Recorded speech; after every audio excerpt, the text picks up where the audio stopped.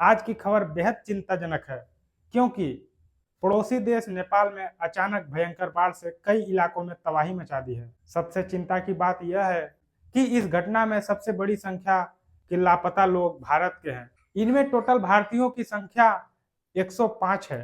लेकिन आखिरकार नेपाल में ऐसा क्या हुआ कि अचानक बाढ़ आ गई? पानी अचानक इतना बढ़ कैसे गया? और सबसे बड़ा सवाल, जो लोग वहां घूमने या धार्मिक यात्रा के लिए गए थे उनका यह क्या हाल है? आज की इस वीडियो में हम आपको पूरी घटना को बताएंगे।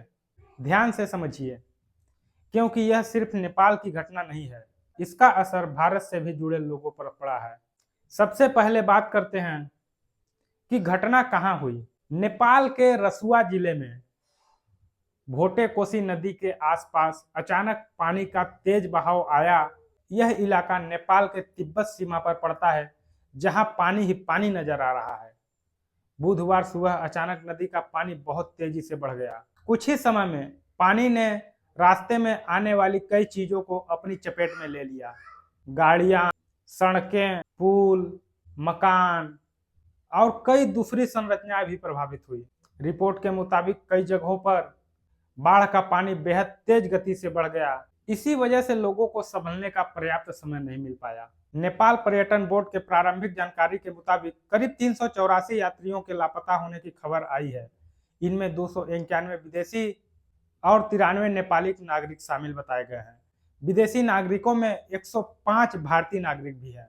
इन आंकड़ों की पुष्टि और तलाश का काम अभी जारी है, इसलिए आपको यह समझना जरूरी है कि लापता होने का मतलब यह नहीं है कि इन सभी की मौत हो गई। बहुत से लोगों से संपर्क टूट सकता है, कई लोग सुरक्षित जगह पर हो सकते हैं। जो 105 भारतीय हैं उनको हम भगवान से प्रार्थना करते हैं कि वो सुरक्षित अपने घर लौटें। अब सवाल यह है कि इतने भारतीय नेपाल क्या कर रहे थे? रिपोर्टों के मुताबिक लापता लोगों की बड़ी संख्या ऐसे भारतीयों की है जो कैलाश मानसरोवर घूमने गए थे, तीर्थ यात्रा पे गए थे। नेपाल इस यात्रा के लिए एक महत्वपूर्ण मार्ग है, इसी वजह से बड़ी संख्या में भारतीय यात्री नेपाल के रास्ते आगे जाते हैं। अचानक आई इस बाढ़ ने यात्रियों को परिवारों की धड़कनें बढ़ा दी है। भारत में बैठे परिवार लगातार अपने परिजनों की चिंता और खोजने की कोशिश में लगे हुए हैं। अब समझिए कि इसे फ्लैश फ्लड क्यों कहा जा रहा है। सामान्य बाढ़ में पानी धीरे धीरे बढ़ सकता है, लेकिन फ्लैश फ्लड यानी अचानक आने वाली बाढ़ में बहुत तेजी से पानी बढ़ रहा है। पहाड़ी इलाकों में इसका खतरा और ज़्यादा हो सकता है क्योंकि वहाँ नदी, घाटियाँ, बड़े बड़े पहाड़ और नीचे नदियाँ होती हैं। इस घटना में भी भोटे कोसी नदी का पानी अचानक तेजी से बढ़ गया। कुछ विशेष रिपोर्टों के मुताबिक बर्फ खिसकने की खबर आई है, लेकिन घटना के सटीक कारणों और पूरे नुकसान का आकलन अभी नहीं किया गया है, इसलिए अभी किसी एक कारण को अंतिम कारण बताना सही नहीं होगा। दोस्तों, नेपाल पहाड़ों का देश है। यहाँ खूबसूरत पहाड़ हैं, नदियां हैं, गहरी घाटियां भी हैं और बड़ी संख्या में पर्यटन हर साल यहाँ घूमने पहुंचते हैं।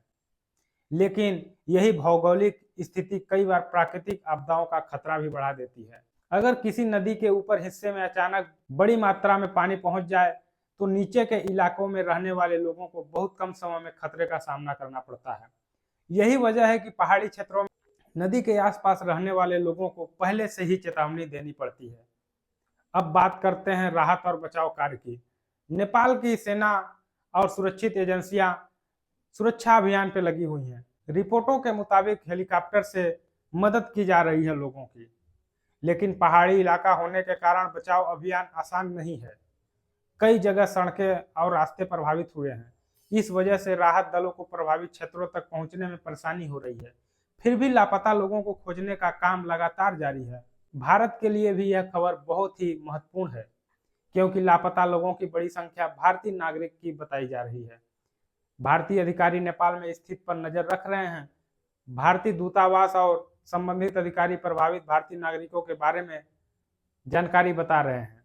परिवारों की सबसे बड़ी चिंता यह है कि उनके अपने लोग सुरक्षित हैं या नहीं, और इस समय सबसे जरूरी है सही जानकारी, जो कि अफवाह न हो। अब एक और महत्वपूर्ण बात, नेपाल में आई इस बाढ़ का असर सिर्फ एक जगह तक सीमित नहीं है। कई सड़कें और पुल प्रभावित हुए हैं। कुछ जल विद्युत परियोजनाओं पर भी असर पड़ा है इसका मतलब यह है कि आने वाले समय में वहां बिजली और यातायात व्यवस्था भी बहुत संकट में है। हालांकि नुकसान का आंकड़ा अभी नहीं मिला है। भारी पानी का बहाव इतना तेज है कि कुछ आंकड़ा कर पाना बहुत मुश्किल है। ऐसी प्राकृतिक आपदा के समय सोशल मीडिया पर कई तरह के सामने वीडियो आते हैं। कुछ पुराने भी वीडियो हो सकते हैं, कुछ दूसरे देश के भी हो सकते हैं, और कुछ वीडियो को गलत दावे के साथ शेयर भी किया जा सकता है। इसलिए आपको नेपाल का बाढ़ से जुड़ा कोई वीडियो मिले तो सोच समझ कर आगे शेयर कीजिएगा, क्योंकि एक गलत खबर किसी परिवार की परेशानी और बढ़ा सकती है। क्या ऐसी घटनाओं को पूरी तरह से रोका जा सकता है? प्राकृतिक आपदा को हमेशा रोकना संभव नहीं है, लेकिन नुकसान को कम किया जा सकता है। कैसे? समय पर चेतावनी देकर, नदी के आसपास संवेदनशील इलाकों को पहचान करके, आपदा के समय लोगों को सुरक्षित स्थान पहुंचाकर, और पहाड़ी इलाकों में मजबूत आपदा प्रबंधन व्यवस्था बनाकर। यही वजह है कि आधुनिक समय में ईयरली वार्निंग सिस्टम यानी पहले चेतावनी देने वाली व्यवस्था को महत्वपूर्ण माना गया है। आज नेपाल में जो हुआ वो हमारे लिए एक बहुत बड़ी सीख है। प्रकृति को हल्के में नहीं लिया जा सकता।